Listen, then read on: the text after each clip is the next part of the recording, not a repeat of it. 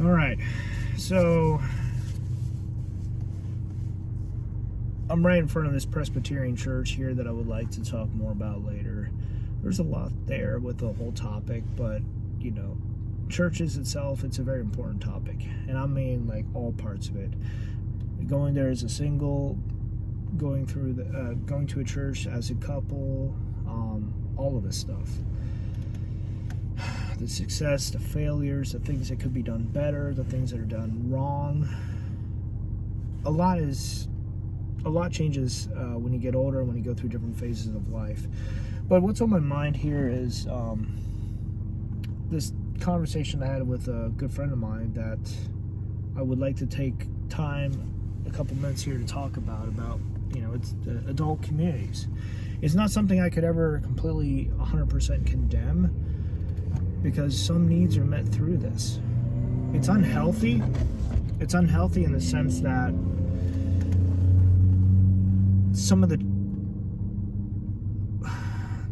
there's trauma that's involved with this. So like, you could get your needs met, but there's gonna be trauma involved, some pain, and I'm not talking about baggage. I'm talking about like pain and complications that may permanently be there from then on. AIDS, a broken heart, stuff like that. And I'm gonna link a video down below that I watched the other day it's encouraging to me in some ways, where people are actually starting to speak out about this overall, and they have their own points on this, on the bad side, the unhealthy side, and talking about the illusion that it portrays, and so on and so on. There's a lot of good stories and testimonies that people have about this sort of thing. But overall, it's needed. It's needed because of the way we are, and some, possibly like myself, I don't think I could ever settle down. I don't think I could ever be content as I am now within a relationship and a family. I just don't think I could be. It's taken me years to get to this point. To get to this point in my life and to be able to understand this, because there's been too many question marks and too many unknowns, just big blank empty spaces with nothing there, because there's been a lack of interaction, positive interaction with women. You need to have positive interaction with women to get anywhere with relationships, and this is for guys, and I would say the same for women. Women cannot have positive interactions with men if there's nothing there. Neutral, okay, you're just passing people in food line or whatever. That doesn't count. And if it were to count, it would be in the percentage of nothing ever happening. So negative or nothing. That would still be about 80% for some people like myself. 20% of the interactions with women have been positive and helpful and healthy, while the rest has either been negative or non-existent. Passing on by counts only in that particular area. So yeah, anyway, the adult entertainment is the whole community as a whole. It is it's like an unhealthy replacement. Some people would say cheap substitute, and that does count. Think of it like fast food. You'll get your needs met, but it's not going to be the healthiest for you. And I would go further and say that the lack of a relationship and the focus on self are some of the biggest reasons why it fails. If people who wanted to be in a relationship were in the best, healthiest relationship ever, the adult community would just drop and fail overnight. It would just dissolve. I shouldn't say fail. It would shrink down to being like a 5% size, like less than that. It would be a couple of toys or whatever, because everyone would be in a relationship with each other, and everything would be perfect, would be best. You wouldn't have the struggles that would exist in today's world, where the adult community can kind of meet some of these needs. So overall, I won't outright throw it out the window and say it is the worst thing ever, but I can't in good conscience defend it either. I want to say some of my observations over the years have been very interesting because of the role that it has played, the role that people have put it into when relationships have failed or never existed. And one of the biggest side points to that is when people start substituting the real with the fake, the illusions, the lies. They start taking out the real stuff, and just it gets overwhelmed, it gets put off to the side, it gets like the fake replaces the real, is what I'm trying to get at. For some people like that is very important because they don't see reality, they don't see the truth, they just see the lie, they see the illusion.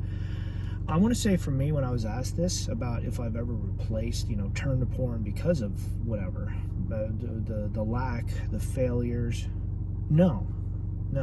For me, it was tied to my first deployment, and it was like a whole new world. It was complementary to me. I never turned to it because anything was missing or had failed. Now, one thing I will say that I've learned about is you can't kick one addiction out with another. You cannot use one negative to fight another negative. It's like trying to use drugs to relieve something a loss in your life of some kind. It's basically they will both grow, or one will grow into something enormous while the other one's still there. You will never have one unhealthy part, one addiction or whatever, kick another addiction out. That's one thing I learned, and that's a oopsie in my life, so to speak. And that does play a part into where some of these addictions end up coming from. I want to say that is the next good point there is that the adult community itself, it has the potential to add so many addictions and not just complications to your life that it's almost not even worth being a part of. But these needs that we have in our life that grow, we need to find ways to handle them so they don't control us. In that perspective, in that light, it is a need, or it is something that helps fill a need until something else comes along. That, I think, is very narrow. It's a narrow stretch. It's not biblical. It's just an observation of mine as far as like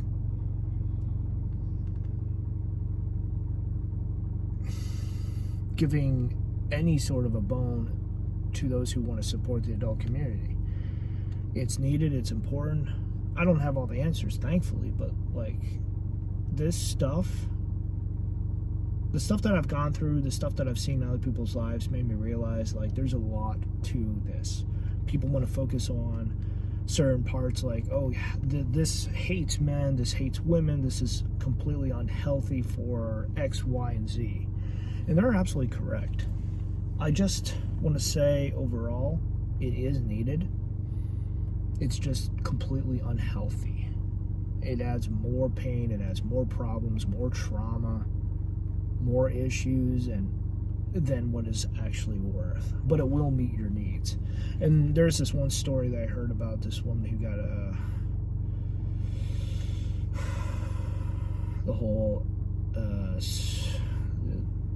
assaulted case. I don't really want to go into details, but after the deed was done, the guy basically pulled out a cigarette and 2 cigarettes and handed one to her, and they both smoked in silence. And I remember reading the story. I don't remember all the pieces, I don't remember all the interactions, but basically she realized, and she talked about how one of her needs had been met.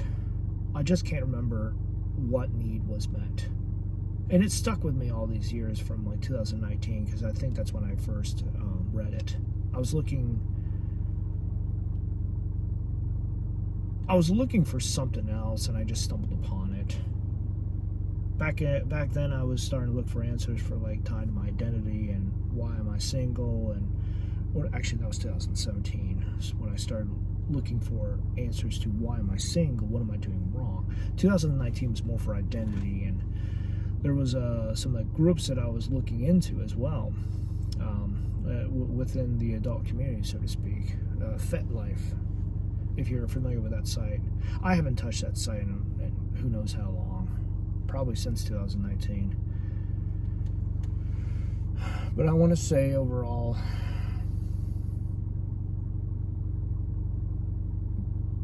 this isn't really a good replacement, even if it was able to replace parts of your life that you need to have there. I think that's about it. I will end on this note. I would love to talk with people who were in the community at some point and get their side of the story, their experiences, and hopefully be able to ask them some good questions, because, you know, where's the love, where's the intimacy? Can you, like, in your opinion, do you think you can get love met in your needs and love met in the adult community? Why or why not? This stuff matters. It's not going away, and frankly, there's a lot of money tied into this, so people are going to stumble upon this in whatever way it approaches them, you know? For me, it started off online, because I went from, when I was 18, I went from the high school straight into the military, and there was a lot of freedom there, but only online. So that's my introduction to the adult community. That is not the same as real life. It is not the same as actively being a part of the community and going to these events and stuff like that. I want to say I went to one advanced class, and only one. I haven't gone to any other ones, but I have been to a couple of lunches, which they call munches, which is interesting. And these get-togethers are quite the eye-opener as well. God is not a part of that community, so to speak. The pain side of it, he doesn't care about that. The only kind of pain that God's involved in happens to be with growth and development, and the Bible talks about the potter's clay. He talks about refining, removing the dross through fire, removing the weaknesses, the impurities, all of that. That is the only kind of pain God is involved with or even around. So as far as the adult community where pain's involved, that's clear-cut to me at this point in time. I want to say people can add so much to this topic. It is a blessing that is disguised as so much more, but there is definitely trauma and complications for what is in our life that we bring to this. In a sense, it wouldn't be what it is without us involved. I guess that applies for everything else. Relationships, work, you know. We are what we make things be. It is going to be the best or it's going to be the worst because we're there, in that sense. All right, I just needed to talk about this for a couple minutes because this does tie in with being single, but this is different angle because pastors, preachers, they're going to talk about, like, here's a whole bunch of Bible verses and nothing but the Bible, nothing but Scripture, and they kind of leave the human experience out of that. So pastors or preachers are great when it comes to Scripture, but when it comes down to personal examples and stuff like that, they're just poor. They're just absolutely the worst at it. I'm sorry. But anyway, yeah, if any former adults, anyone who is like a former star in the community, if you're up for a conversation, let me know. If you know someone who's a part of it, let them know. Pass it on to them, because I would love to sit down and have just a deep conversation on this particular topic. This matters. It really does. All right, take it easy. Until next time.